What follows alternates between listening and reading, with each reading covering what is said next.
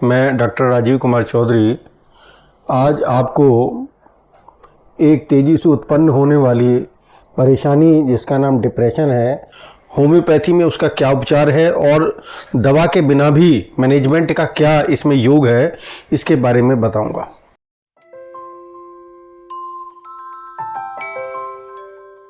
जो व्यक्ति डिप्रेस रहता है उसका जो टेम्परामेंट है वो नर्वस होता है और इसमें अंग्रेजी के 3-4 वर्ड्स का बहुत ही महत्व है, जिसमें एक जो है शब्द आता है डी, दूसरा आपका आता है सी, एक आता है इसमें एफ और एक आता है इसमें ए। व्यक्ति के अंदर हम ये देखते हैं कि उसकी रोज़मर्रा की जो ज़िंदगी है उसमें धीरे धीरे तब्दीली आनी प्रारंभ होती है।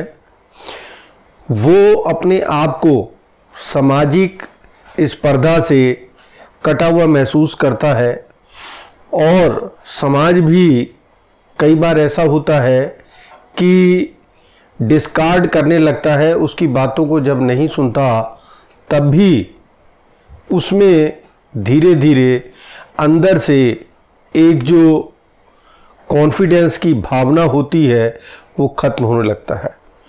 उसमें धीरे धीरे वो डिप्रेस हो जाता है, उसमें भ्रांति यानी कि डिल्यूज़न पैदा हो जाते हैं। ये सब चीज़ें उसमें डिसअपॉइंटमेंट पैदा कर देती है और इन सब चीज़ों का जब उसमें समावेश होता है तब उसमें जो है जो आई का मतलब उसमें इरिटेबिलिटी बहुत ज़्यादा, हद से ज़्यादा बढ़ जाती है।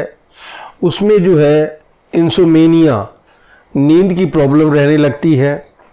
उसमें एफ से फियर हो जाता है, उसको बहुत ज़्यादा फ्राइट यानी कि एकदम किसी चीज़ को देख करके डर जाता है, अपने आप को हर समय आइसोलेट करना चाहता है अलग समाज में, क्योंकि वो समाज जो वो सोचता है कि उसकी बातों को समाज ढंग से समझ नहीं पा रहा।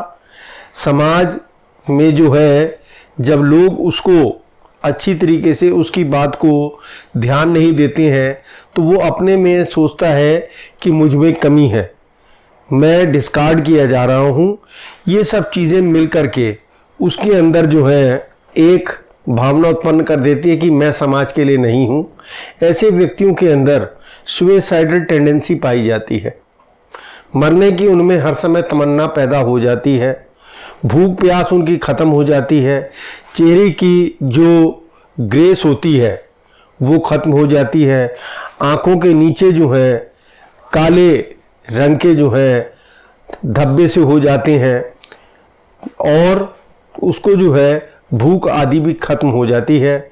एंग्जाइटी बढ़ जाती है, उसका पैल्पिटेशन बढ़ जाता है और कई बार वो कहीं पर अगर जाता है तो वो इतना कंफ्यूज हो जाता है कि उसे यही नहीं पता चलता कि कहाँ पर हंसना है, कहाँ पर उसको रोना है।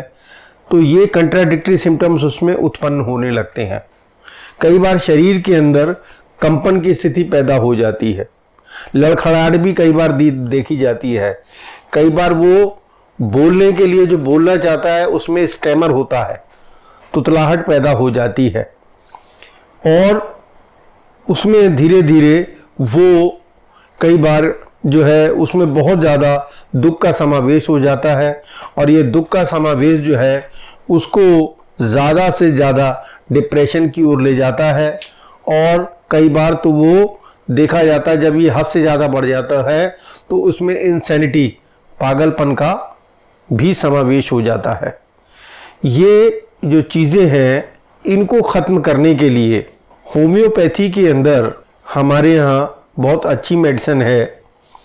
उसमें पहली मेडिसिन का नाम आता है जो सुशलर की 12 टिश्यू रेमेडीज़ में से एक है, जिसका नाम है कालीफॉस।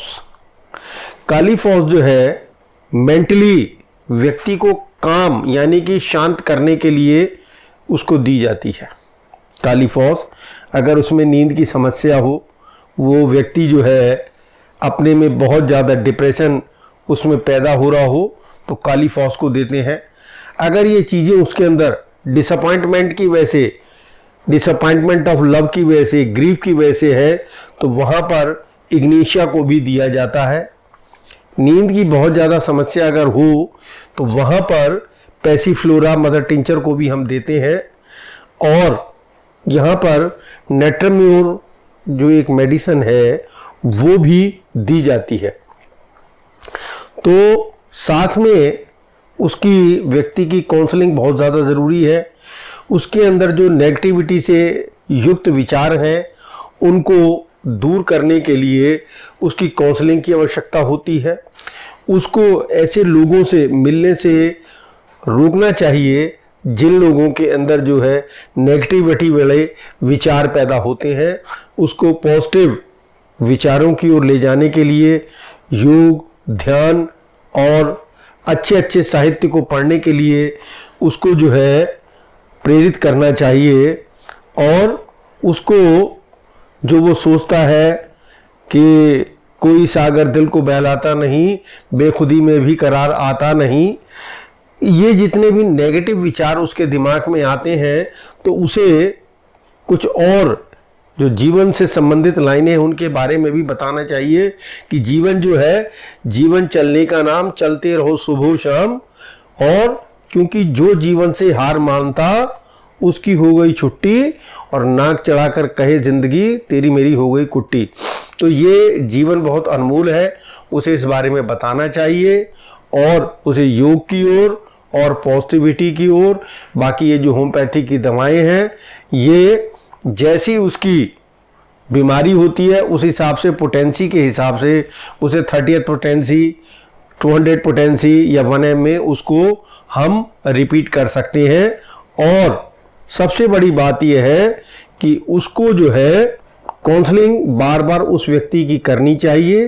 खाने का सबसे बड़ी बात यह है कि इसके अंदर जो है स्पाइसी फूड नहीं लेना चाहिए, कॉफ़ी वगैरह नहीं लेनी चाहिए, वाइन वगैरह नहीं पीनी चाहिए।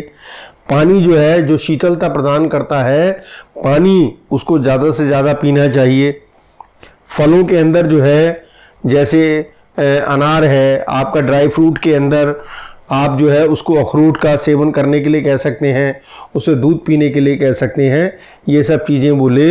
लेकिन नॉन वेजिटेरियन वगैरह ये सब चीज़ें, कॉफ़ी जो एक्साइटमेंट पैदा करती हैं, ये सब चीज़ें उसको जो है लेने के लिए मना करना चाहिए। कुछ भी पूछना है तो कमेंट कीजिए और आगे के वीडियो के लिए सब्सक्राइब कीजिए।